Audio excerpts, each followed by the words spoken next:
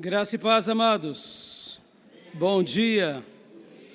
Deus seja louvado. Quero dar as boas-vindas aos nossos irmãos aqui presentes, aos irmãos que nos acompanham pelas redes sociais, ao nosso querido seminarista, sua esposa e filhão, que hoje está conosco, o Mateus, junto com a Joyce, junto com o Diego, e cada irmão, os nossos irmãos do Sul, os nossos irmãos de perto, que estão aqui conosco. Deus seja louvado. E vamos orar, meus irmãos. Vamos, já oramos um pouquinho, que o Senhor escute as nossas orações. A intercessão que a irmã Neuza fez foi muito oportuna, Vários irmãos enfermos, um pedido também lindo com relação ao regresso daqueles que um dia se afastaram. Há uma intercessão pujante no nosso coração por aqueles que ainda não entregaram a sua vida a Jesus, e que Deus continue ouvindo as nossas orações. Amém, meus irmãos? Vamos mergulhar na palavra do Senhor agora? Vamos orar pedindo para que Deus fale conosco? Então, onde quer que você esteja, feche os seus olhos, curve a sua cabeça e ore agora pedindo para que Deus fale contigo, fale conosco, em nome de Jesus. Pai, muito obrigado por essa manhã tão especial. Obrigado, Deus, porque o teu povo se reúne no teu aprisco, na tua casa, para buscar a tua face, invocar o teu nome. E agora, Senhor, nós te agradecemos. Nós te agradecemos por tudo que tem acontecido na nossa vida, porque sabemos que tudo é um tempo da tua oportunidade em nós. Sabemos que nenhuma folha de uma árvore cai sem o teu consentimento. A nossa vida já foi registrada no teu livro. Nós estamos aqui descobrindo todos esses mistérios e participando dessa interação segundo a tua vontade. E nessa hora, meu Pai, nós nos colocamos nas tuas mãos. Que o Senhor nos ajude, Pai. Que o Senhor nos ajude a entender melhor os teus planos, os teus projetos, a tua vontade, para que a gente possa realmente viver as tuas promessas, viver a tua prosperidade. E quando me refiro na tua prosperidade, é aquela prosperidade de bênçãos, de viver em primeiro lugar na presença de Deus, desfrutar da comunhão, porque sabemos, meu Pai, que não há nada que se compare a isso. E quando o Senhor está conosco, todas as demais coisas se concretizam, se realizam na nossa vida, porque o Senhor cuidará de nós na tempestade e cuidará de nós na bonança, cuidará de nós na privação e cuidará de nós também na abundância. Sabemos, ó Deus, que o Senhor tem o melhor para o teu povo. E nessa hora, Pai, nós queremos orar e pedir, ajuda-nos a compreender melhor a nossa vida, melhor o nosso ministério, melhor, ó Deus, o que o Senhor reservou para nós. Ó Deus, nos livra de todo mal, nos livra de todo pecado, como hoje foi aqui ensinado na escola bíblica. Nos livra, ó Deus, de vivermos uma vida errando o alvo. Queremos acertar os alvos que o Senhor reservou para nós. Queremos participar de tudo aquilo que o Senhor deixou para nós. E queremos, sobretudo, Senhor, viver debaixo, ó Deus, das tuas promessas e do teu agrado e na tua face. Recebendo do Senhor sempre a aprovação. Fala conosco nessa manhã, Pai. Dissipa o mal, como a nossa irmã Neuza intercedeu já, cure os nossos irmãos e irmãs que estão enfermos e visita a tua igreja. É assim, Pai, que nós oramos, pedindo a tua bênção, a tua misericórdia, o teu auxílio, o teu socorro, em nome de Jesus. Amém. Amém, meus irmãos. Glória a Deus. Deus seja louvado por tudo. Amém?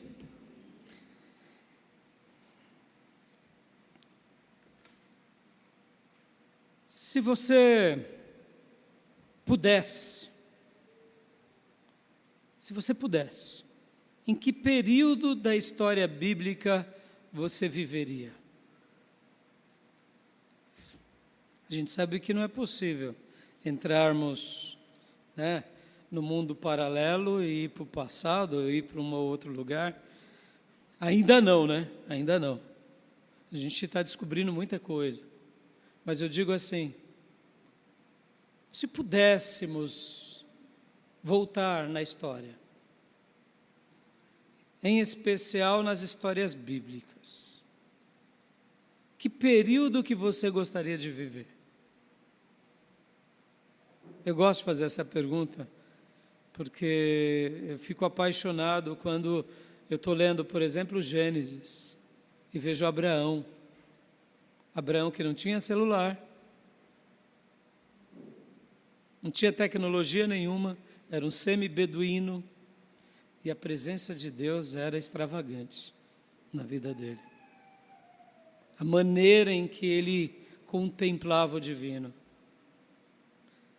E eu fico pensando, como eu viveria nesses dias, o que eu faria?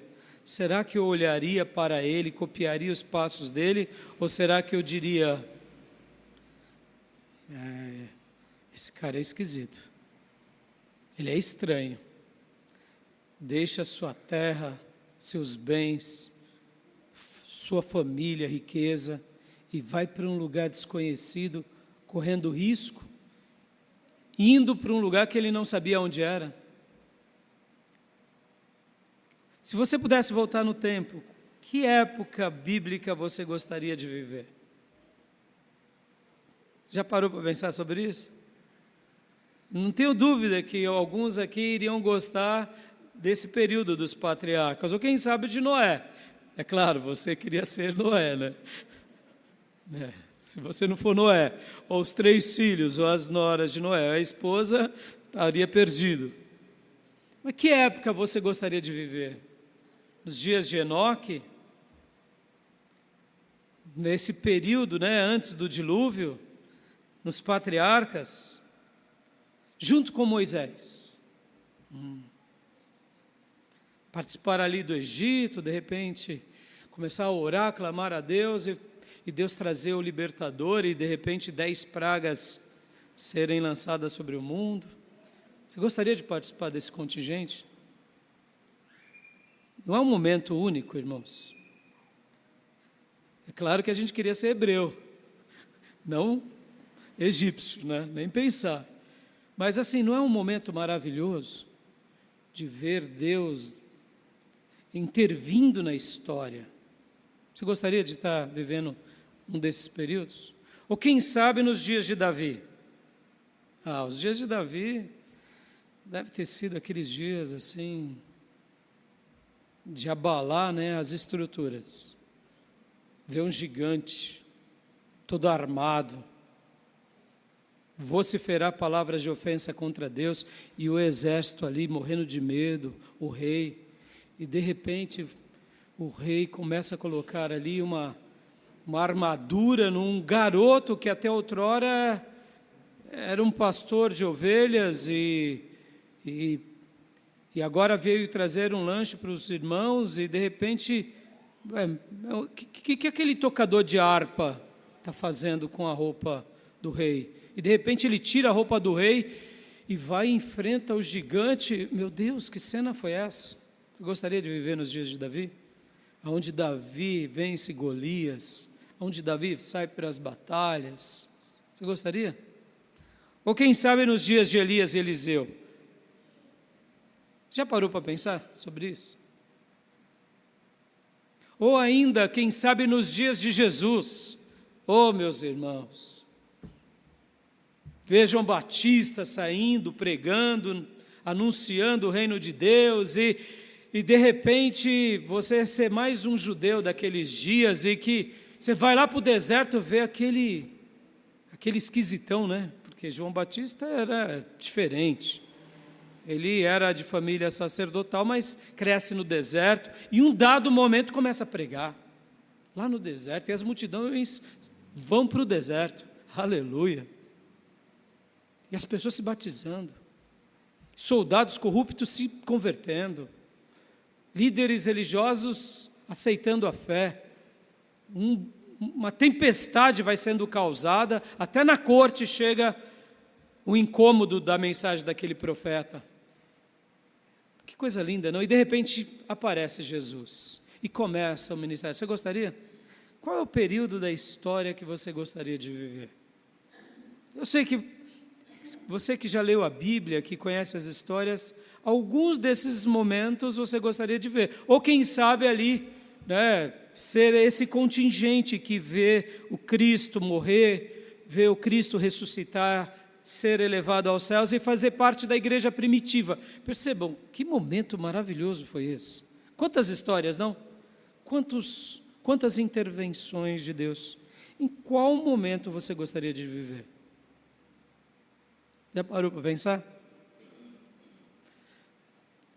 Hoje eu quero falar sobre um momento na história do povo de Deus.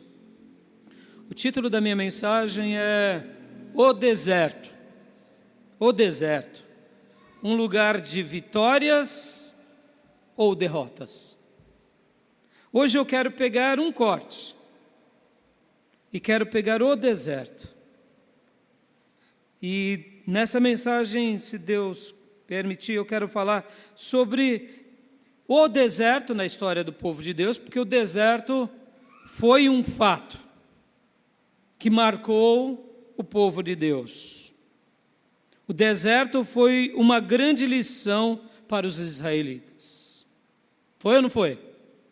Pode ver que eles citam o deserto o tempo todo, em toda a história.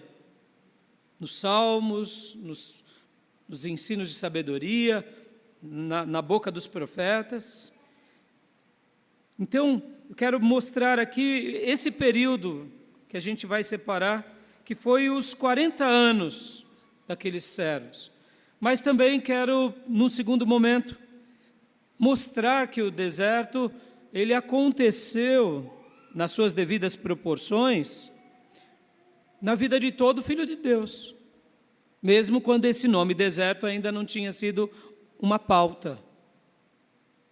Por exemplo, como foi no caso dos patriarcas. Abraão viveu o deserto propriamente dito? Não e sim. Ele viveu as provações que Deus tinha permitido ele passar. Ele e os demais patriarcas tiveram grandes desertos pela frente. E um dos maiores a eles vencerem foram quais? A esterilidade das próprias esposas. Quer coisa pior do que isso? Para o pai de uma grande nação? Você ter uma promessa que vai ter uma grande nação e a patroa é estéril. Foi um deserto ou não foi? Muito grande. E podem ver que isso se repete em todos os patriarcas. E por último, quero falar também sobre os nossos desertos.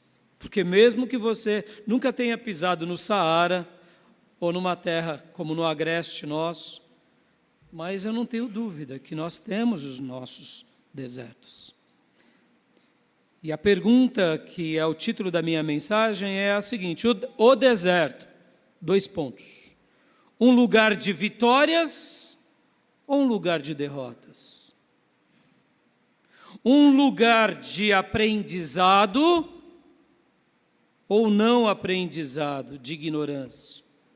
Um lugar de esperança ou desesperança?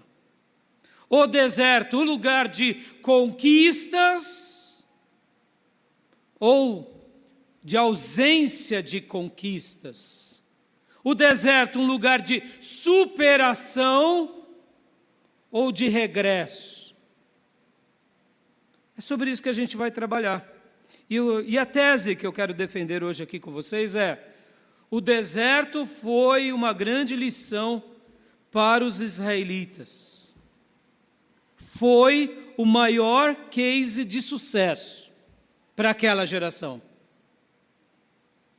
O nosso deserto será também o maior case de sucesso na nossa vida. A grande questão não é o deserto que passamos, porque ele será um fato. Deus já deixou um deserto específico para cada um de nós em todos os tempos, como foi nas Escrituras. Mas de que lado estamos quando estamos no deserto? Estamos do lado dos filhos da obediência ou da desobediência? Estamos do lado dos filhos que são ensináveis ou dos filhos que são rebeldes? Então vamos trabalhar hoje sobre isso. E eu não tenho dúvida que você vai conseguir aprender bastante coisa. Eu convido o meu irmão a ler um texto bíblico comigo agora, lá em Deuteronômio, capítulo de número 1, versículo de número Deuteronômio 1, versículo de número 29 ao 31.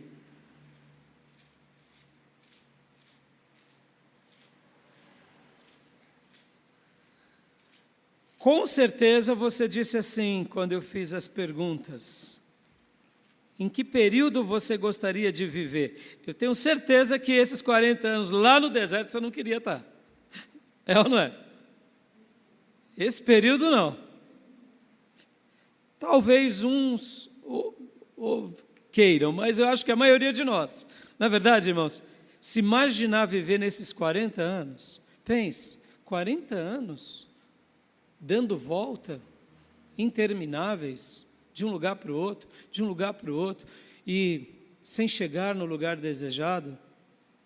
Deve ter sido frustrante ou não? Foi. Mas foi importante ou não? Foi. Então, Deuteronômio 1, 29 ao 31 diz assim, estarei lendo na versão NVI: então eu lhes disse, não fiquem apavorados, não tenham medo deles. O Senhor, o seu Deus, que está indo à frente de vocês, lutará por vocês, diante dos seus próprios olhos, como fez no Egito. Também, no deserto, vocês viram como o Senhor, o seu Deus, os carregou, como um pai carrega seu filho, por todo o caminho que percorreram até chegarem a este lugar. Amém, meus irmãos? Então, em primeiro lugar, esse deserto, o que foi esse deserto de uma forma geral? Ele foi um lugar especial para os israelitas. Esse deserto foi o fruto de uma atitude de escolhas erradas. Quando o povo de Deus saiu do Egito, passou pelo Mar Vermelho, tiveram grandes experiências, Deus se revelou a eles no Sinai, Deus deu a eles ali os mandamentos, mostrou a glória divina, deu o tabernáculo. Pouco tempo depois, Deus, usando Moisés, disse para eles: vão lá e espiem a terra, o lugar que vocês conquistarão. E 12 espias foram enviados. E o povo nessa hora estava em Cades Barneia, uma cidade muito próxima. Irmãos, era menos de 2 semanas para chegar na terra prometida. Pensem nisso. Eles estavam literalmente na cara do gol. Eles estavam próximos. Cades Barneia fica ali ao sul de Israel. Eles estavam 12 dias, irmãos, já tinham feito uma peregrinação imensa, por 2 anos, já tinham visto o Sinai fumegar, Deus se revelar, ou seja, grandes coisas tinham acontecido, eles já estavam desfrutando de milagres, a água amarga já tinha virado doce, ou seja, percebam uma coisa maravilhosa, eles estavam prestes a entrar, e aí Deus diz para eles, envia os espias, e eles foram, mas quando os espias voltaram, aí tudo mudou,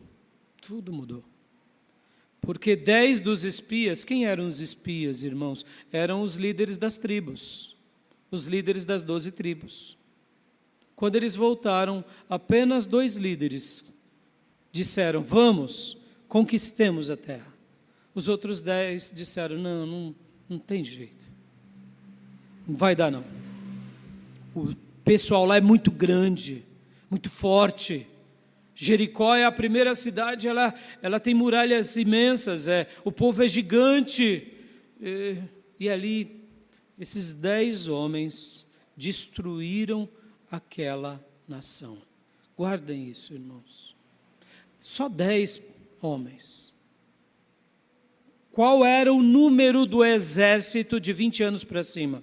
Mais de 600 mil soldados. Então põe para cada soldado uma esposa, e vamos pôr pelo menos 2 filhos? Estou sendo modesto, né? Estou sendo modesto. Olha o contingente, mais de 2 milhões, alguns especialistas vão falar de 3 a 4 milhões de pessoas que tinham passado por essa experiência. E qual era a experiência? 2 anos já sendo cuidados, amparados, socorridos. Viram o maior império do mundo ruir por 10 pragas, o mar se abrir, comeram carne do deserto, as codornas, beberam água, milagres aconteceram, e agora 10 homens, num contingente de 3 a 4 milhões, esses 3 a 4 milhões deram ouvido para esses 10, e ali a nação começou a murmurar, a Bíblia diz, a influência negativa entrou na nação, e aí Deus, então, deu um castigo à nação, e disse, agora vocês ficarão 40 anos, porque para cada dia em que os espias foram, se tornarão 1 ano de castigo.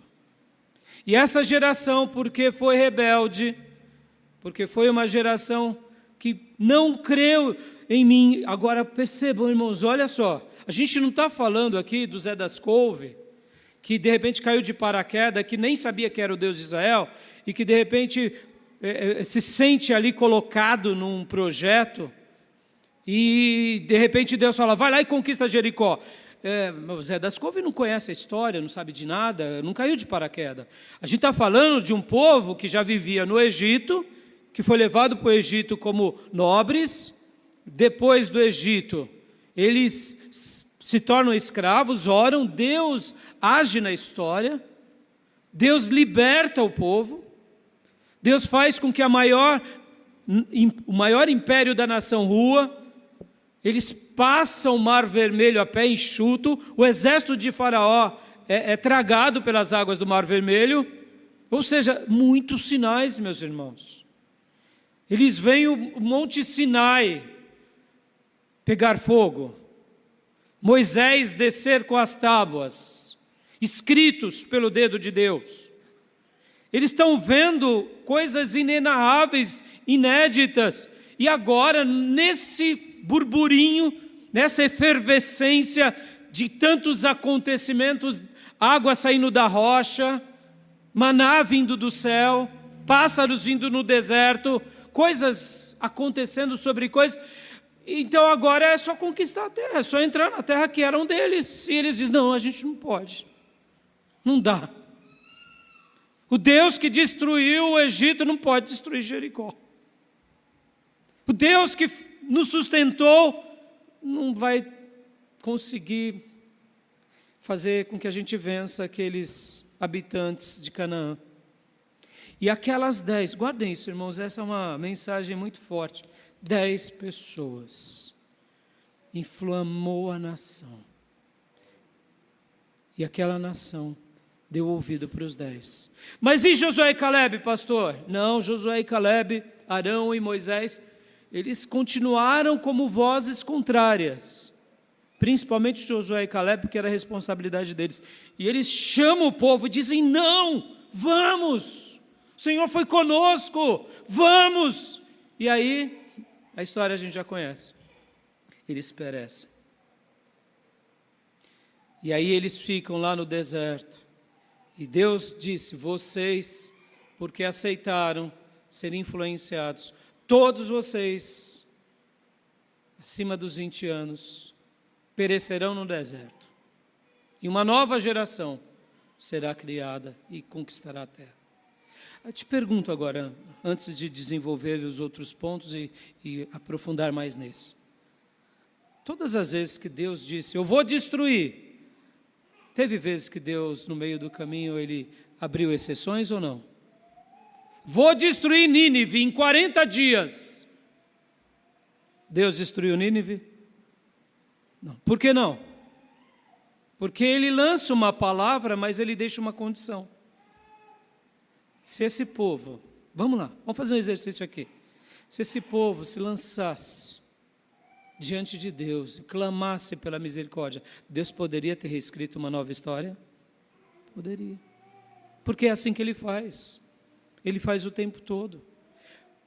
Podem ver que Arão, quando Moisés está lá no Monte Sinai, recebendo a palavra do Senhor durante 40 dias e 40 noites, o que Arão faz? Arão faz um bezerro de ouro. E quem era Arão? Sacerdote. Ele não era um israelita perdido.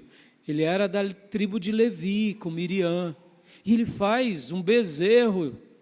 E aí vem Moisés e chama a atenção do povo, diz ao povo para que seja destruído aquilo e dá um desafio. Pode ver que na história desses 40 anos, a gente vê que não era qualquer coisinha que o povo fizesse, Deus mandava um raio e destruía, não era assim. Para Deus destruir alguém, demorava. Por exemplo, nesse episódio de Arão. Por quê? Porque Arão cai em si. O bezerro para os egípcios era um Deus. Naquele momento, Arão teve dúvida. Naquele momento, ele fraquejou na fé. Mas quando veio a repreensão do profeta, ele caiu em si. Ele caiu em si. Podem ver que em outras rebeliões, por exemplo, que Arão deu trabalho para Moisés. Eu, meus irmãos, não pensem vocês que não. Teve uma outra ocasião que Miriam e Arão também se levantam de novo contra Moisés. Mas Deus usa Moisés de novo e Arão voltava. Ele se arrependia. Ele tinha um coração ensinável. Por que eu estou falando isso, meus irmãos? É claro que quando Deus fala algo e Ele já vê que não tem mais jeito, Ele dá uma sentença cabal. Eu não quero mudar a história, eu não quero falar nada antibíblico. Mas o que eu quero dizer? Quantas são as vezes na nossa vida que Deus nos dá chance, não é assim? Não é assim, Deus vai nos dando tanta chance.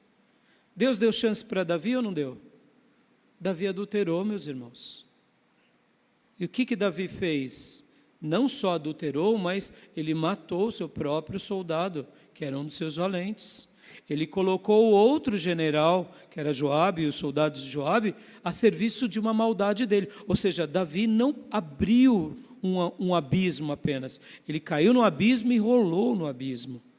Pode ver que a queda de Davi foi horrorosa. Mas Deus deu uma última chance para Davi, não foi? Com quem? Com Natã. O profeta Natã foi a ele.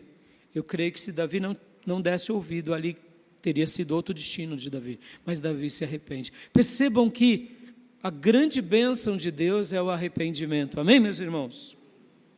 Então, em primeiro lugar, esse deserto, esses 40 anos de sofrimento, foram gerados pela desobediência, pela incredulidade e pela murmuração. Cuidado com essas três palavrinhas. Elas podem fazer com que nós fiquemos marcando passos ininterruptos na nossa vida. Desobediência, incredulidade e murmuração. Porque aqui, meus irmãos, foi o que aconteceu com eles. Percebam como esse povo era um povo, como a Bíblia diz, de dura cervical. Eles não eram quebrantados, irmãos. Eles não eram ensináveis. Eles eram orgulhosos. E quando a gente é orgulhoso, quem irá nos abater é Deus. Quando uma pessoa se coloca na vida com orgulho, ele entra agora numa nova área de atuação. É ele, Deus. Quem vai abatê-lo é Deus. Porque ao humilde Deus exalta, e ao soberbo Deus o abate. Isso não tem nada a ver com a gente, irmãos. A pessoa ela pode até parecer que é humilde, sorrir como humilde, falar como humilde, mas o coração da pessoa, quem conhece é Deus. É por isso que o nosso coração é uma terra desconhecida. E tem outros que se apresentam até com soberba, mas no fundo, é uma manteiga. Quando ouve a voz de Deus, se rende a Deus. Então percebam que aqui é uma pauta muito peculiar. E esse povo, ele foi destruído não porque Deus não foi misericordioso, mas porque eles eram desobedientes, incrédulos e murmuradores. Mas mesmo assim, Deus foi bondoso com eles, permitindo com que eles não conquistem, mas os descendentes dele. Por quê? Porque a palavra de Deus não volta vazia. Posso ouvir glórias a Deus, meus irmãos? A obra que Deus tem para nós, Ele vai fazer. Conosco ou sem nós. Porque Deus é maior do que todos nós. Deus sempre estará à frente. Agora, deixa eu dar uma explicação aqui, que aqui tem uma coisa muito peculiar. Não confunda desobediência, incredulidade e murmuração com provação. Porque a gente tem esse defeito medonho. O irmão está passando dificuldade, a gente fala, olha lá, é dura serviço. Olha lá, o israelita do deserto. É assim ou não é? O irmão começa, perdeu o emprego. Eu sabia que aquele orgulhoso ia quebrar a cara. Não é assim? Ou seja, a gente já cria um julgamento, e esse julgamento só nos destrói. Só nos destrói. Por quê, meus irmãos? Porque a gente vai ver que Jó sofreu, e ele era o homem mais justo dessa terra. Não havia ninguém igual a Jó. Então, não julgue, porque de repente você está julgando um Jó, e você é um israelita do deserto teimoso, está entendendo? Nem toda a situação é igual. Ambos foram provados? Foram. Mas um foi provado para o aperfeiçoamento e outro foi provado pela desobediência. Deus sabe, Deus conhece.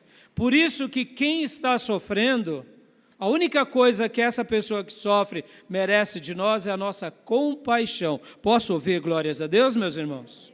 É isso. E é por isso que a gente ajuda sem olhar a quem. Não importa. Porque todos nós estamos numa escola divina. Jó é esse exemplo. Sofreu e não merecia. Não havia ninguém na terra semelhante a ele. Aliás, Deus usa Jó para dar um tapa na cara do capeta. Não foi isso que aconteceu? Viste o meu servo Jó. Eu imagino que Deus, ao falar para o Satanás, Deus estava sorrindo. Viste? Não há ninguém. E aí o tinhoso, né, você conhece a história, fala, então faz isso, faz aquilo. Deus pode fazer. Jó deu umas derrapadas, é óbvio, meus irmãos. Quando eu te fiz a pergunta lá no início, lembra? Que história você gostaria de participar? Era você? Eu tenho certeza que Jó você não queria ser. Queria? Ninguém aqui, nem eu. Longe disso, não é? Por quê, meus irmãos? É lindo de ver como ele superou e venceu, mas imagina aquela vida. Então, O deserto foi gerado para mostrar para aquele povo o sinal de uma desobediência, o sinal de uma incredulidade e os efeitos de uma murmuração quando elas são consentidas. Irmão, porque a murmuração você vai ouvir. Na vida você vai ouvir. O problema é se você consentir com ela. A murmuração vai chegar a você. O problema é dizer, tá, tudo bem, é isso mesmo. Né? Chuta tudo porque não tem jeito. Ou, não, eu não aceito isso, eu creio em Deus. E a incredulidade vai chegar e bater na sua porta? Vai, claro que vai. Alguém vai dizer, abandona o teu Deus e morre. Vai ou não vai? Vai. Ou quem sabe a sua mente. Você vai falar, mas acho que Deus esqueceu de mim. Vai fazer que nem Elias, Eliseu. Vão fugir em alguns pleitos. Vamos para uma caverna. Porque a Jezabel está muito endemoniada. E a gente foge. Tem hora que a gente vai ficar com medo. A incredulidade pode vir fora ou pode vir na nossa mente. Mas o que a gente vai dar como resposta à incredulidade? A gente vai dizer, não tem jeito mesmo. Eu jogo a toalha ou vamos dizer, arreta-te, Satanás, porque o meu Deus vive. E Ele vai agir, eu estando vivo ou morto. E a desobediência vai chegar perto de nós ou não? Claro, o tempo todo. Mas como vamos agir? Então esse povo, em primeiro lugar, é um exemplo daquilo pelo qual todos nós podemos aprender. Em segundo lugar, o deserto é um lugar para todos os filhos de Deus. Como eu mencionei, mesmo quando não se usava esse nome, não deixava de ser um período de teste divino e de preparação celeste. Leia-se deserto como lugar dos testes. Leia-se deserto como os lugares de preparação celeste. Todos nós passaremos. Eu imagino que o deserto de Adão e Eva foi um dos mais terríveis que deve ter existido no coração de alguém. Imagina você contemplar o divino, a glória, ter uma vida incomparável e de repente você ser lançado fora daquele lugar e não poder mais voltar. Que deserto foi esse, não? Alguns estudiosos dizem que Adão e Eva ficaram num breu violento. E a Bíblia diz que esse breu foi piorado quando Caim ainda mata Abel. Ora, você vivia na glória, sai da glória, porque você tem um ato de desobediência. Você vê agora os teus filhos entrar numa guerra e um matar o outro cruelmente. A Bíblia demonstra ali um silêncio de Adão e Eva. Mas nasce Sete, e a Bíblia diz que o nome do Senhor é invocado novamente. Parece que o nascimento de Sete trouxe um avivamento naquela família. Foi um deserto ou não foi? Foi. Um deserto imenso. E Noé, meus irmãos, viveu um deserto? Claro, meus irmãos, 120 anos ali edificando a arca e você vivendo humilhado diante de todos. E os patriarcas? Viveram um deserto? Viveram um período de provação? Viveram um período de teste? Sim. Abraão, quantos testes Abraão teve? Com relação à sua esposa, que era estéril, com o nascimento de Ismael, depois com a separação de Ló, ou seja, quantas dificuldades. E Isaac, semelhantemente, e Jacó também, e José no Egito, meus irmãos. O filhinho queridinho do papai, o filhinho eleito, mais obediente, porque de fato José era diferente, era o filho da mulher amada, mas possivelmente era o filho que dava orgulho ao pai. Irmãos, sou pastor de vocês, tem ovelhas que me dão muito orgulho, e tem ovelhas que dão muito trabalho. Com quem eu gosto de ficar? Precisa responder? Ovelha que dá orgulho, Você projeta sonhos, você faz obras, você entrega ministérios e você fica tranquilo mesmo quando você não está. E com quem dá trabalho? Meu irmão, quem dá trabalho e depois dá trabalho, e depois dá trabalho. Então, e aí, você vai desistir? Você não desiste, porque são almas, mas dá trabalho. Você ensina, não ouve. Você ensina de novo, não ouve. Retalha os outros. Ah, meu Deus do céu, é difícil, meus irmãos. Vamos lá, Jacó teve 10 atribulados e um filho? Foi. Ele não teve 11 filhos, 12, né? Ele teve 10 atribulados e um filho. E aquele filho viveu um deserto? Viveu. Foi difícil para José ou não? Aos 17 anos, quando ele estava ali, né, para realmente ser um representante de peso entre os irmãos, o que acontece? A vida dele vira dos avessos. Ser vendido como escravo. Foi um deserto ou não? Baita deserto. 13 anos de suplício, 13 anos de terror. E depois se torna governador. Mas e aí, continua no deserto? Continua, por quê? Porque ali não era o povo dele, não era a terra dele, não era... Ele estava na glória, mas ele estava no Egito. Você acha que dentro do coração de José ele não tinha saudade do seu pai, da sua terra, da sua promessa? Claro que tinha, meus irmãos. Olha a vida de José. Ele foi útil ao Egito, foi bênção ao Egito, mas ele não pertencia nenhum centavo do Egito, não comia da comida do Egito, no que se diz respeito à sua vida espiritual. É claro que ele comia comida egípcia. Ele não praticava das práticas egípcias, idólatras, dos pecados. Ele tinha uma vida ilibada, vivendo sozinho, ou seja, foi um imenso deserto. E Davi, pastor? Davi não teve deserto. Opa, como não tem deserto, Davi? O profeta de Israel, a grande autoridade de Israel, na casa de Jessé, e Davi está onde, irmãos? O filho mais novo está onde? Trabalhando que nem um escravo. Vem cá, papai. Vem uma grande autoridade na sua casa. Até o cachorro você chama para participar da festa? Você quer que até o papagaio seja abençoado, o periquito, o canário? Você não vai deixar um filho para fora. Jessé, dá para ver que tratava Davi com um certo desdém. Dizem alguns que ele era filho de, quem sabe, uma concubina, ou quem sabe de um relacionamento extraconjugal. Os irmãos de Davi também não o tratavam bem, mas Deus viu aquele coração. E aí ele era um deserto para Davi ou não era? Era. E depois? Depois ele tem êxitos, tem vitórias, mas e aí, quando ele está no melhor momento da vida dele? Com Saul, foi um deserto ou não foi? Você é o general de Israel, casado com a filha do rei, genro do rei, e agora o rei te perseguindo que nem um cachorro, querendo te matar, a você e a tua família. Foi um deserto ou não? Foi.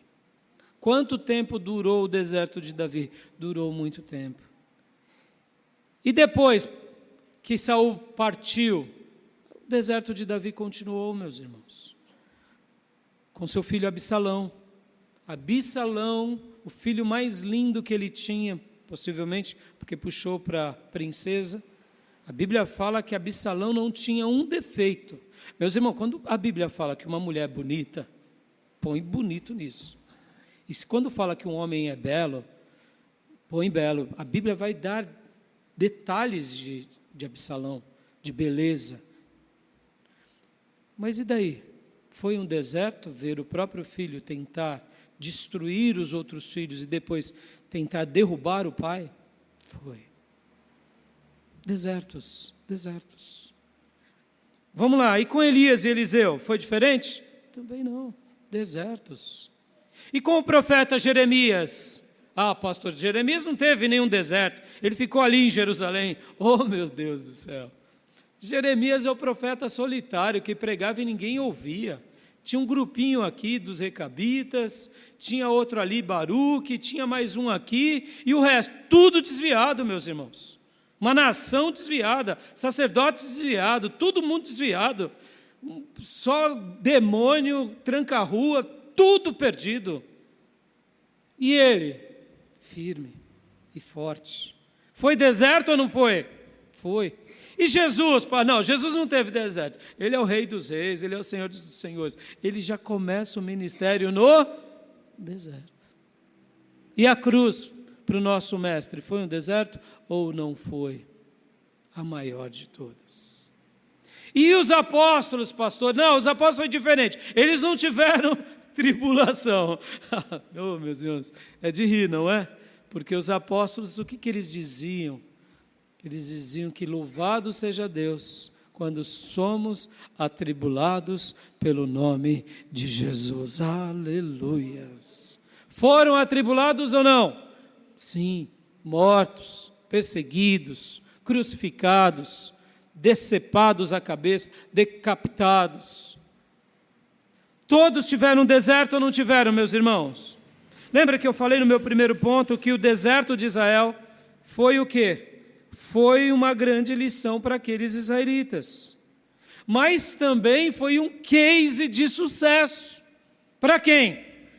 Para quem agiu como Deus desejava. E na história do povo de Deus, em segundo lugar que eu contei aqui, repetiu-se ou não? Repetiu-se. Eles lembraram daquele deserto? Sim. E aplicaram nas suas vidas? Sim. Quem venceu? Quem deu ouvidos a Deus, quem obedeceu a Deus, quem foi atento às instruções de Deus.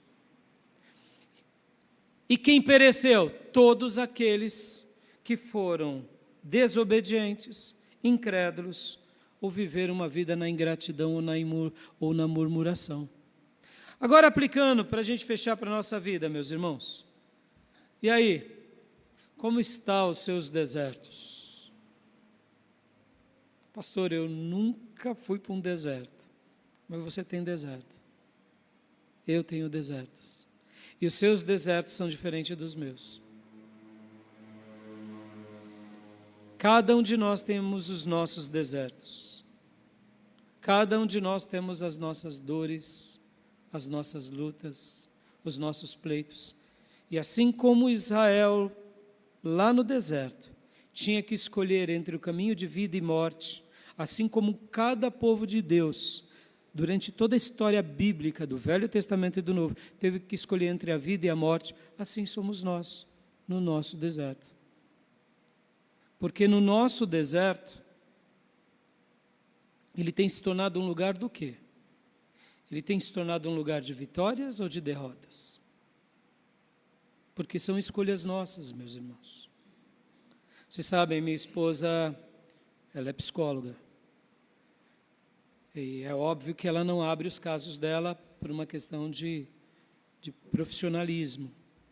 Mas desde quando ela estudava psicologia, uma das coisas que nos fascinou era porque existem pessoas que nascem com certos problemas, que chamamos de problemas psicossomáticos. Ou seja, a pessoa nasce com algum tipo de problema, que mais cedo ou mais tarde aflora. E tem os psicóticos, que fazem parte dessa categoria, que nascem assim. Assim como uma pessoa nasce com uma deficiência, uma especialidade, assim nasce a questão química cerebral. E a pessoa, então, ela tem os psicóticos. E tem os outros que são chamados neuróticos. Né? Alguém já te chamou assim? Deixa de ser neurótico? Já? Os neuróticos são os normais, sabia? Os neuróticos são os normais. Mas olha só que interessante, eu vou pegar dois casos. Vamos pegar aqui um neurótico e um psicótico. Vamos pegar uma deficiência. Talvez você já ouviu falar sobre esquizofrenia. Quem já viu ou conviveu com alguém que é esquizofrênico, é muito difícil. A pessoa ela vê coisas, ela enxerga coisas. Ela cria literalmente um mundo paralelo. tem graus a esquizofrenia, tem graus. Então tem pessoas que vê um pouco. O problema, sabe, você já viu alguém falando sozinho? Você já falou sozinho? Falar sozinho não tem problema, o problema é quando você começa a escutar, entendeu? Você começou a escutar, aí o negócio complicou. Aí complicou. Mas então, uma pessoa que tem esquizofrenia, ela vê. É assustador, né? Geralmente o que ela enxerga quando é adolescente, criança, ela continua enxergando aquele mesmo episódio até ficar velho. Ou seja, se aquela pessoa tem esquizofrenia e aparece ali um irmão que morreu ou um vizinho que a perseguia, é aquele mesmo vizinho depois de 50 anos perseguindo, percebe? A pessoa não nota que ela ficou velha, já está com 60 anos, que é a mesma criança perseguindo. Por isso que a gente chama, né, psicótico. Agora, por que eu estou pegando aqui esse caso específico, né, da esquizofrenia? Porque sabia que um esquizofrênico, por mesmo que ele tenha essa dificuldade, e aqui, meus irmãos, olha, como que se trata o esquizofrênico? Com remédios. Graças a Deus, a nossa medicina desenvolveu remédios que fazem com que essa química cerebral, ela melhore. E aí a pessoa, ela tem menos crise, porque ela agora já sabe que tem algo, e então ela luta, então ela não vive aquela perseguição crônica. Irmãos, a primeira vez que eu visitei uma família que tinha esquizofrenia, é admirável.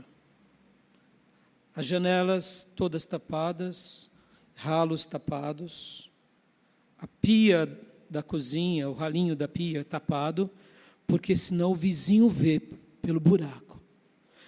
Qualquer buraco, não, tem que tapar. Você vê, a casa é estranha. Mas é um problema, a pessoa nasceu com aquilo, ela não tem culpa daquilo.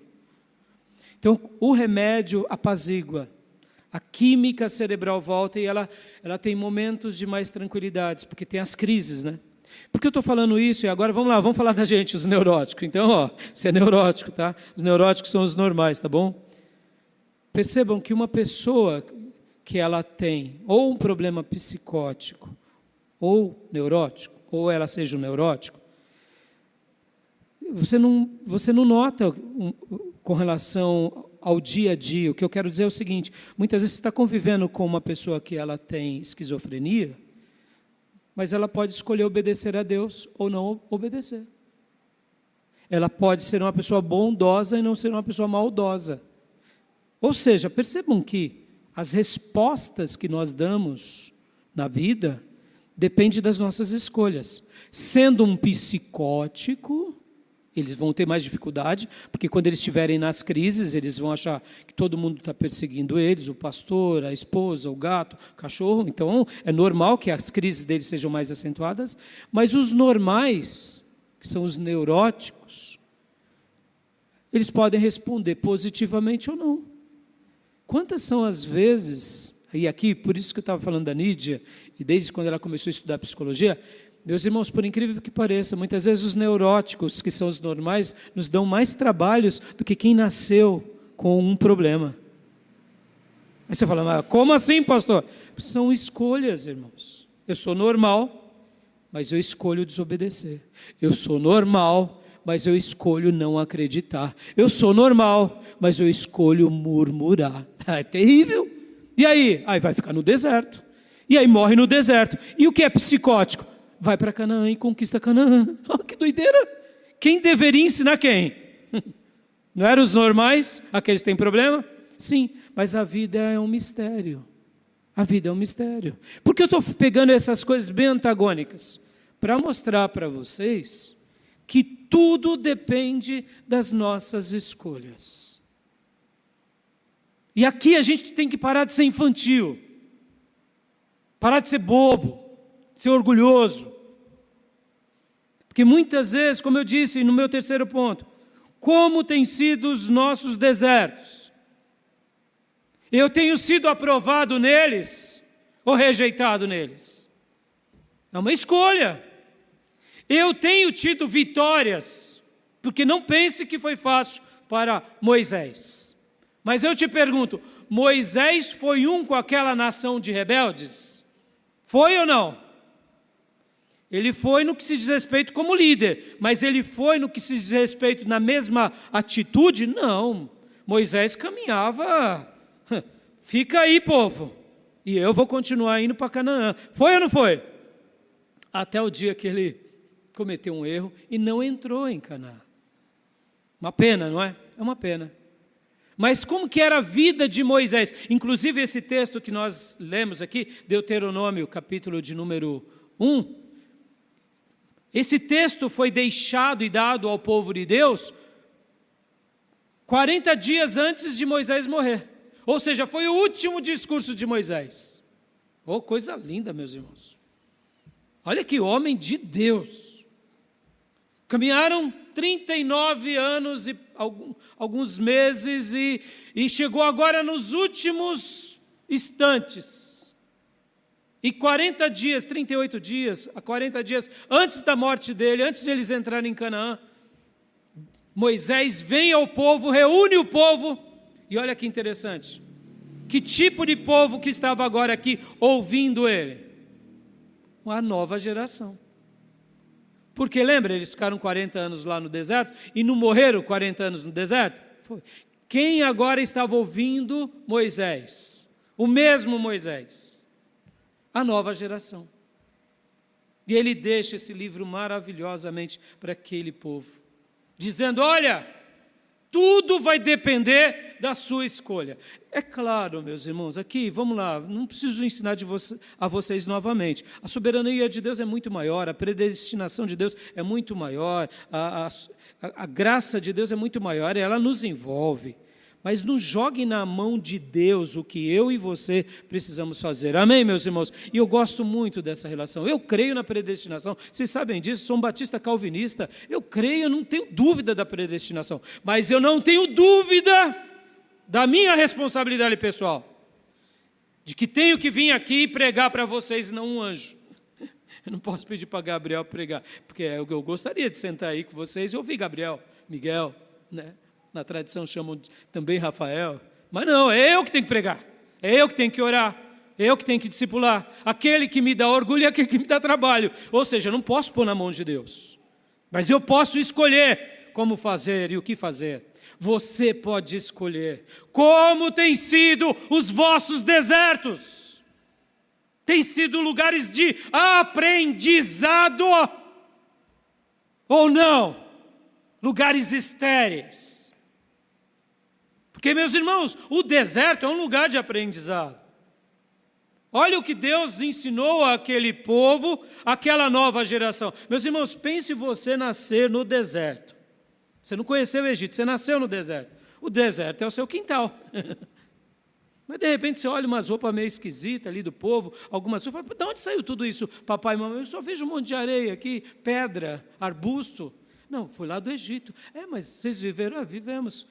E essa geração nasce vendo milagres. Papai, está na hora de comer. Pegou já o maná? Para criança isso era normal. Cresceram nesse ambiente.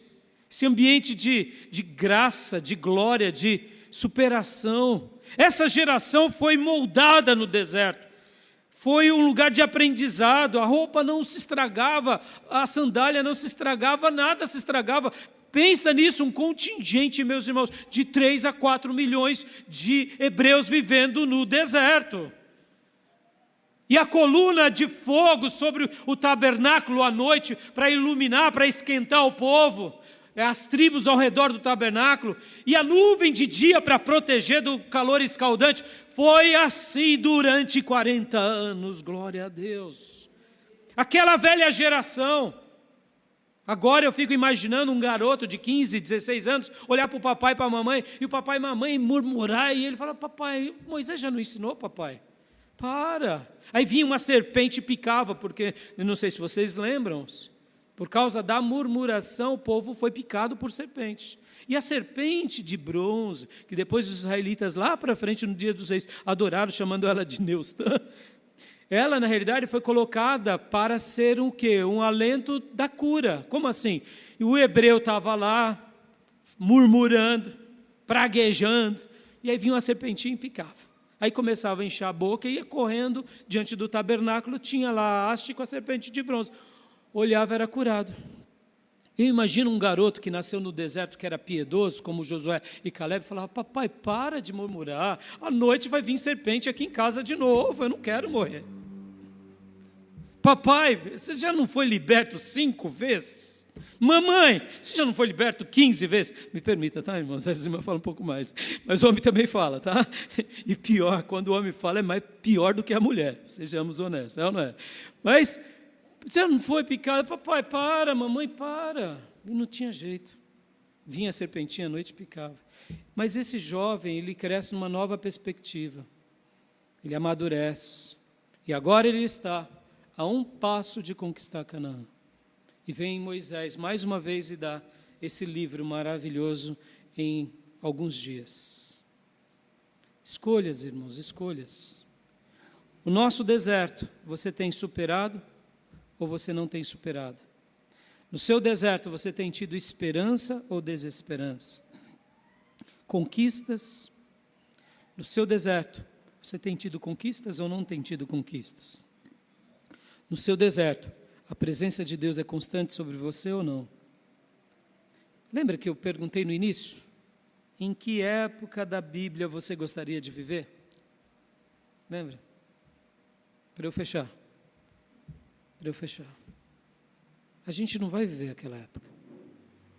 Não tem como voltar no tempo. Mas eu posso pegar as lições daquela época e colocar no meu presente hoje. Aleluia. Talvez os dias que você almeja viver é nos dias de Abraão. Mas eu te pergunto, você tem seguido os passos de Abraão? Ou Abraão é só uma literatura religiosa lindíssima à sua mente?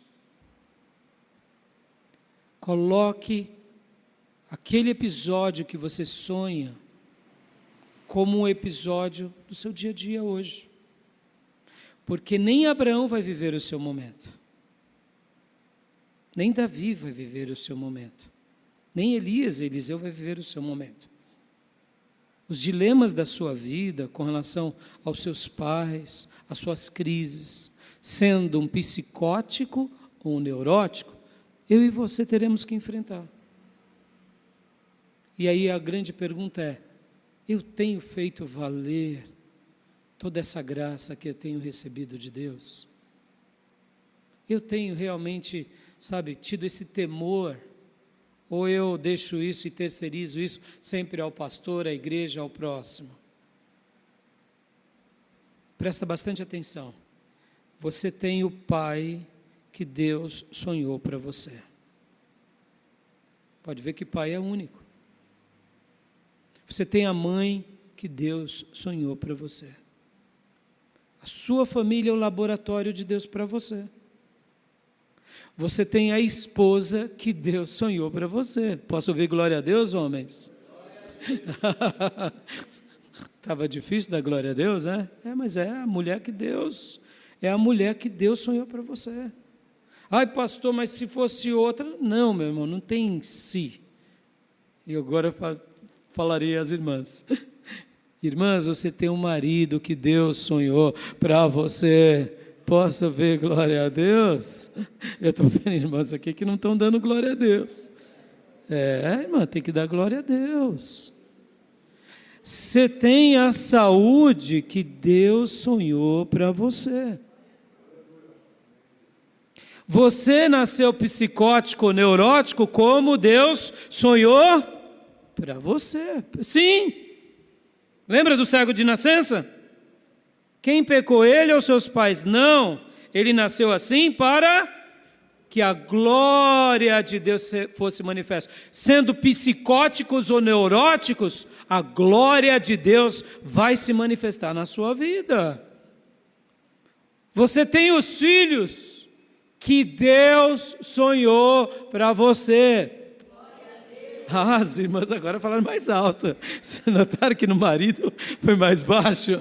Olha, irmãs, olha aí, ó a serpentinha vai, né? Cuidado, filha, cuidado, né? Então, meus irmãos, muitas vezes vamos ser honestos, irmãos, aqui, tem hora que a gente aceita a vida ou não? Vamos ser honestos. Vamos ser honestos.